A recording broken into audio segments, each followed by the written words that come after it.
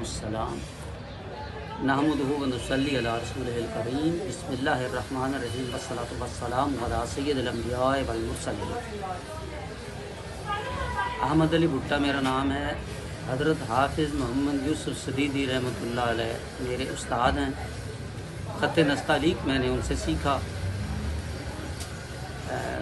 1975 میں تو اس کے بعد پھر یہ ہے کہ مختلف اخبارات میں نے خطاطی کی۔ خط نستعلیق میں ہیڈ لائن لکھی، اخبارات کی سرخیاں ہم نے لکھی۔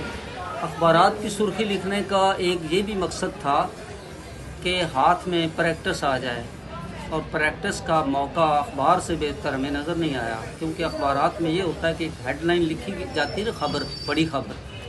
اب اس سے بڑی خبر آ جائے اچانک ایک دم سے، اس سے بڑی خبر آ جائے تو وہ خبر جو ہے وہ چھوٹے قلم سے کر دی جاتی ہے، چینج ہو جاتی ہے، اور پھر وہ اس کو لکھا جاتا ہے۔ جو باقی ہوتی ہے اس کو چھوٹے قلم سے پھر لکھنا ہوتا ہے۔ تو ہر قلم کا اس میں مشق کا موقع ہوتا ہے، اور مشق اخبارات میں بہت زیادہ زیادہ ہوتی ہے۔ ویسے تو آزادی سے ہم لکھیں تو کوئی ایک لائن لکھیں گے یا ایک دو لفظ لکھ دیں گے تو پھر بیٹھ جائیں گے کہ آپ کیا لکھیں، لیکن اخبارات میں ایسا نہیں ہے۔ مسلسل کام کرنا ہوتا ہے، مسلسل قلم چلنا ہوتا ہے، تو اس سے ہمیں اخبارات میں بہت سارے اخبارات کی وجہ سے استاد بن گئے۔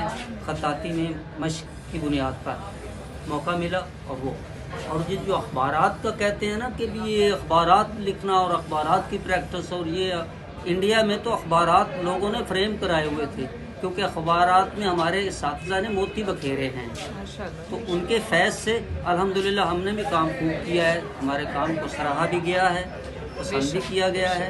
خط نستعلیق جو ہے یہ 784 تا 813 ہجری میں بغداد میں سلطان احمد جلائر کے دربار میں خط نستعلیق حضرت خواجہ میر علی تبریزی نے ایجاد کیا۔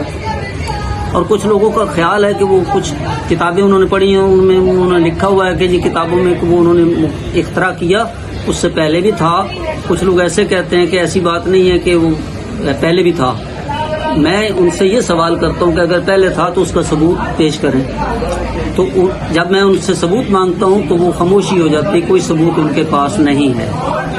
تو ایک بات تو یہ من گھڑت ہے کہ پہلے سے تھا تو انہیں پریشان ہونے کی کوئی ضرورت نہ تھی۔ وہ تو پریشان مارے پھرتے تھے، پریشان ہوتے تھے، تجربے کر رہے تھے۔ اب تجربے کرنے میں اور ان کو پریشان رہنے میں، تگ و دو کرنے میں کیا انہیں پڑی ہوئی تھی؟ وہ تھا جو پہلے، تو اس سے خط ایجاد کر لیتے نستعلیق۔ وہ تو ایک نیا خط ایجاد کرنا چاہتے تھے، پریشان تھے۔ وہ کبھی کسی خط کو ملاتے، کبھی کسی خط تعلیق کو نسق کے ساتھ ملاتے، تجربہ کرتے، لیکن کامیاب نہیں ہو رہے تھے۔ تو پھر ایک دن خواب میں انہیں زیارت ہوئی، حضرت علی رضی اللہ تعالیٰ عنہ کی زیارت ہوئی، تو انہوں نے ان سے عرض کیا کہ میں ایک خط ایجاد کرنا چاہتا ہوں، تو میری رہنمائی فرمایا۔ تو انہوں نے فرمایا کہ مرغابی کے پنجوں اور پروں کی طرف توجہ سے دیکھو، غور سے دیکھو، مشاہدہ کرو۔ تو انہوں نے ایسے ہی کیا، مشاہدہ کیا، مرغابی کے پنجوں اور پروں کی طرف غور سے دیکھا، تو اس طرح انہیں رہنمائی ملی۔ پھر انہوں نے وہ خط ایجاد ہو گیا، خط نستعلیق جو ہے۔